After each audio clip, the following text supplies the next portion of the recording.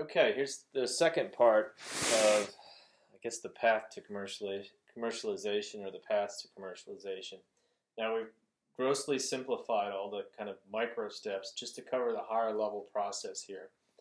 Uh, the second avenue is, we talked about having a successful prototype in the field, customer values realized. Obviously, you don't have like the perfect product or technology. You never do.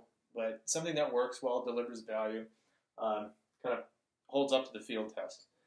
So in that instance, after and as you go along, you'll document and note any progress and any discovery that you have that is not, anything that's novel in the process, because that builds the road for future protection and intellectual property, which you can work with the folks in the college and the Office of Technology Management to build an even stronger case for your technology and the value that you can bring. So tried it out in the field, built a prototype, got it into a very limited closed market setting to see if there's real value there. Then you really kind of say, if yes, there's value, it's documented, there's significant potential upside that warrants going forward to scale up or build up on the technology to bring it into a more of a larger commercial event or market event, then you would look at launch options. And there's two here. There may be several other hybrid paths here, but two common we see. The most common is a straight licensing event. So you'd work with the Office of Technology Management, say, look, there's a business case here, we have intellectual property, where, at this point you would have pursued a patent, which would have gone through our university patent process, and there are a lot of good folks to help you put protection around that.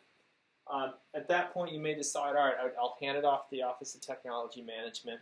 I will stay on in some type of advisory role if they have questions or if they wish to meet with some potential industry folks.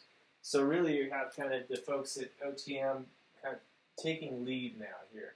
With your assistance, of course. They can't do it in a bubble.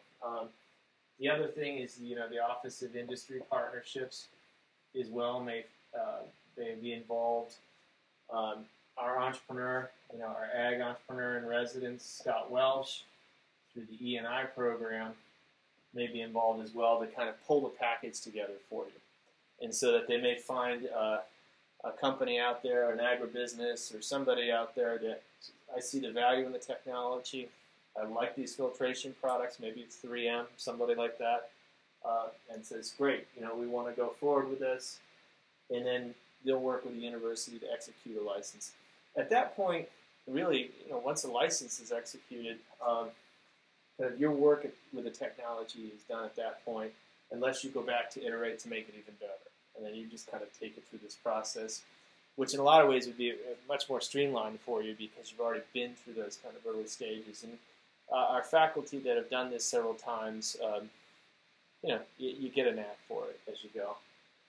The startup route is more involved, and that's a fewer percentage, a very small percentage of faculty who get involved in this role, but it can be very exciting and fulfilling. Faculty typically would serve as a technology officer, not the CEO. There's just a certain bandwidth of business skills, just like a researcher would have on the research end that take years to build to successfully implement a startup. But those training options are here. The mentoring, the resources. In this instance, we'd be working with programs like Ben Franklin, maybe the Small Business Development Center, and I'm going to put Ben Franklin up here as BFT. Ben Franklin Technology, so you may decide, I want to give the CEO role a shot. I want to get involved in their Tech Accelerator, which is an 8-week program where you work with them on your idea to develop it. You may tie into the local entrepreneurial ecosystem. So we'll also put in here Ben Franklin Small Business Development Center. I think they kind of go through the nuts and bolts of, all right, how do I set up my accounting? How do I set up an LLC? We have a Penn State Law Clinic also. So you may decide that, all right, I need some type of form of incorporation. What does that look like? Who owns what? All those kind of questions. At this point, too, there's going to, you go the startup route, there's going to be a question of, all right, you're going to put some of your personal money into this. a lot more complex than a simple licensing deal, but the ability for you to have more agency and more upside potentially if you have that grand idea. This path, I'm not going to go further than kind of the initial who do you talk to start to pull it together to get a realistic preview of what running a company's like or being involved as a technology officer in a startup. We have several faculty who are involved in this that can provide, at least a realistic preview to you and can kind of share the good, bad, and the ugly of the startup world. Significant potential in this route. If you decide after after talking with people and engaging with people that is for you in some role in this process, then what likely happens is that your company would work out a license agreement with the Office of Technology Management at Penn State. So you kind of go to the other side of the table, which is sometimes a little bit nerve-wracking for folks as they've worked with the Office of Technology Management to develop their technology and go forward, and then they have to kind of go to the other side of the table now and license it back so they can start a company. Several roads along the path to a commercial reality with the startup front, involving funding, what you need, etc. On the licensing agreement, it's fairly straightforward once it's put together.